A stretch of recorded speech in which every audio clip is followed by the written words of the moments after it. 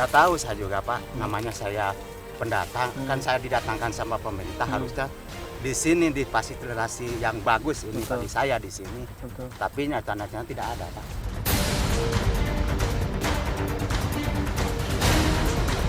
Jadi transmigrasi ini menurut saya bagaikan anak ayam dibuang di tengah hutan. Jadi kami ini dibuang oleh Kementerian Transmigrasi, dibuang oleh Dinas Transmigrasi. Kepada Kementerian Transmigrasi, mohon tidak mengirim transmigrasi ke Konawe Selatan. Cukuplah kami menjadi tumbal dan korban.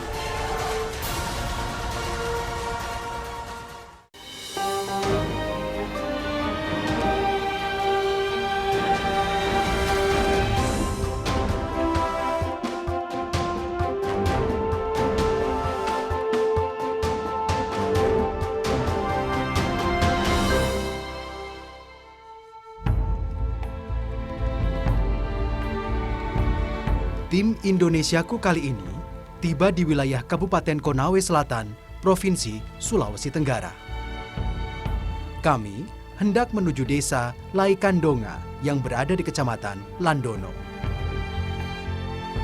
Desa Laikandonga merupakan daerah transmigrasi yang masuk ke dalam wilayah unit permukiman transmigrasi Arongo. Kabupaten Konawe Selatan memang menjadi salah satu daerah tujuan transmigran di Provinsi Sulawesi Tenggara.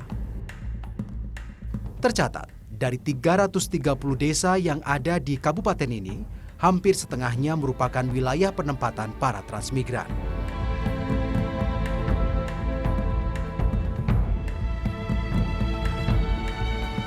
Transmigrasi merupakan salah satu cara pemerintah untuk mengatasi kemiskinan dan pengangguran yang ada di sebuah wilayah.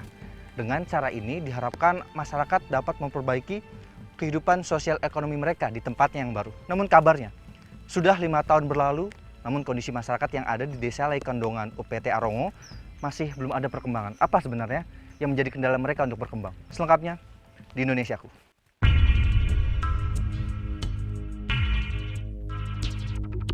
Belum adanya jembatan menuju ke desa Laikandonga membuat kendaraan kami tidak dapat melanjutkan perjalanan.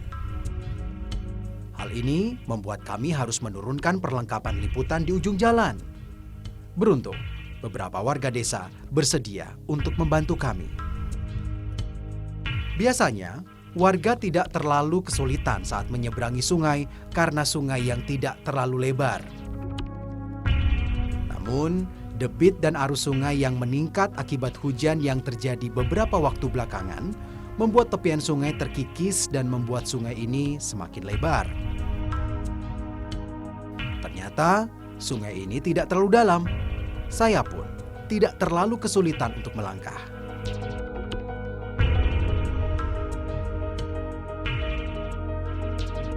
Namun, semakin ke tengah, ketinggian sungai semakin dalam. Arus bawah sungai yang cukup deras pun cukup menyulitkan langkah kaki kami.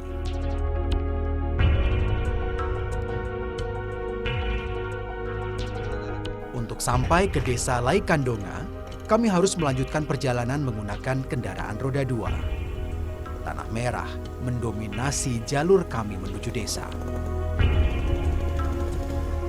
Pengerasan jalan sebenarnya pernah dilakukan. Namun, karena hujan dan banyaknya kendaraan berat yang lalu lalang, membuat beberapa ruas jalan menuju desa rusak kembali. Topografinya yang berbukit dan jalanan yang licin cukup membuat kendaraan kami kesulitan untuk menempuh perjalanan.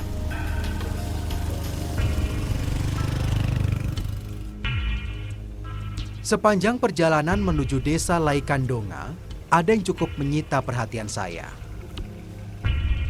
Di tengah lebatnya hutan di wilayah ini, ada keberadaan tanaman sawit di sepanjang perjalanan kami.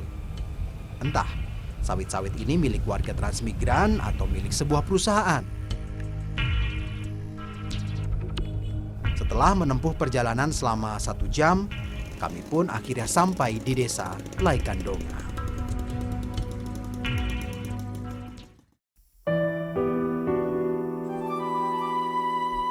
Desa Laikandonga merupakan permukiman transmigrasi yang sudah didiami sejak tahun 2010. Ada sekitar 500 kepala keluarga yang tinggal di desa ini. 250 kepala keluarga berasal dari Jawa Barat dan Bali, sisanya merupakan transmigrasi yang berasal dari penduduk lokal. Kesepakatan pemerintah Konawe Selatan kepada para transmigran adalah menyediakan 2 hektar lahan untuk setiap kepala keluarga warga transmigran. 0,25 hektar lahan pekarangan, 0,75 hektar lahan usaha pertama, dan 1 hektar lahan usaha kedua. Namun, setelah 6 tahun menjadi warga transmigran di UPT Arongo, mereka baru mendapatkan setengah dari apa yang dijanjikan pemerintah. Yang lebih mengherankan, baru 1 tahun menempati unit permukiman transmigrasi Arongo, warga transmigran dikejutkan oleh klaim sebuah perusahaan sawit di atas lahan mereka. Pihak perusahaan mengaku telah membeli lahan seluas 104 hektar. Kabarnya, lahan itu termasuk 26 hektar luas lahan yang diperuntukkan bagi lahan pertama warga transmigran. Hal ini membuat lahan pertanian warga yang siap panen pun tergusur. Hal ini membuat sebagian warga memilih untuk meminjam lahan warga lokal yang tidak jauh dari permukiman mereka untuk bercocok tanam. Seperti yang dilakukan Emput, warga transmigrasi yang berasal dari daerah Ciamis, Jawa Barat. Keahlian bertani yang ia miliki coba ia terapkan untuk memenuhi kebutuhan hidup keluarganya. Topografi berbukit yang dimiliki wilayah ini cukup membuatnya sedikit kesulitan saat membuka lahan. Dengan keterbatasan ini, membuat warga hanya mampu menanam jagung di lahan yang sudah ia pinjam. Lokasi lahan yang berada di tengah hutan membuat Emput seringkali bermalam di kebun ini. Hal ini dilakukan untuk melindungi hasil panen dari hewan pengganggu yang sering masuk dan merusak tanaman yang ia miliki.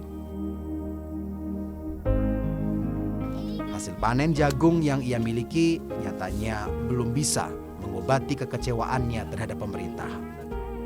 Hak lahan sebagai warga transmigran masih ia nantikan. Karena hal inilah yang membuatnya pergi meninggalkan kampung halaman. Saya belum pernah menikmati anjuran dari pemerintah yang sebenarnya itulah. Anjuran seperti apa? Seperti bantuan apa? Seperti kan ini Pak, mereteli ini apa jagung, kan harus pakai dros. Ini saya mempereteli ini Pak, jagung ini sampai mencapai 2,5 ton pakai tangan dengan istri saya. Oh, Demi Allah Pak saya. berapa lama itu Pak? Hampir 1 bulan makanya jagung saya sampai hancur, tidak jadi uang, beginilah Pak. Sayangnya, tidak semua warga transmigran beruntung mendapatkan lahan pinjaman untuk bercocok tanam. Sebagian warga memilih untuk bekerja daripada harus berdiam diri menunggu ketidakjelasan janji-janji pemerintah. Seperti yang dilakukan Paimin, warga transmigran yang berasal dari Ngawi, Jawa Timur. Lahan pertaniannya yang diklaim oleh perusahaan kebun sawit membuatnya tidak bisa bercocok tanam. Bekerja sebagai buruh pabrik sagu menjadi pilihan Paimin untuk menyambung kehidupan keluarganya. Sagu memang menjadi makanan pokok masyarakat Sulawesi Tenggara. Tak heran bila kita dapat dengan mudah menemukan produsen sagu di wilayah ini.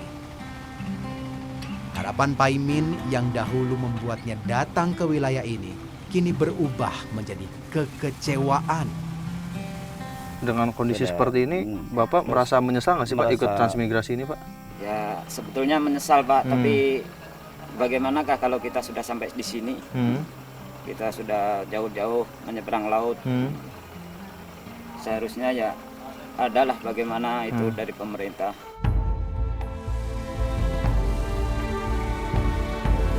Berada dalam ketidakjelasan, membuat warga transmigran yang ada di unit permukiman transmigrasi Arongo tidak tinggal diam. Berbagai macam cara dilakukan agar mereka mendapatkan apa yang menjadi haknya. Namun sayang, Pengaduan yang dilakukan warga transmigran terhadap pemerintah, baik daerah maupun pusat, nyatanya tidak mendapatkan perhatian.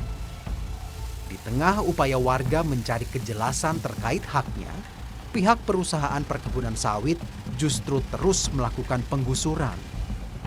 Tidak sedikit warga yang merasa terancam dan ketakutan karena hal ini.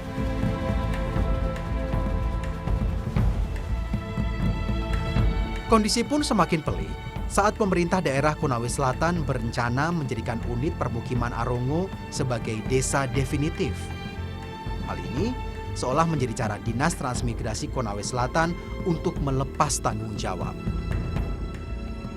Sudah berpuluh-puluh kali saya melakukan mediasi atau mempertanyakan atau menagih cara kasarnya, tapi lagi-lagi hanya janji dan dipingpong ke sana kemari, itu urusan pusat, kita ke pusat urusan daerah. Sehingga kami sudah sekian tahun lamanya, sudah 6 tahun tidak kunjung tuntas. Jadi buntu untuk kami, sehingga dalam hal ini kami harus kemana sebenarnya mencari keadilan di negeri ini.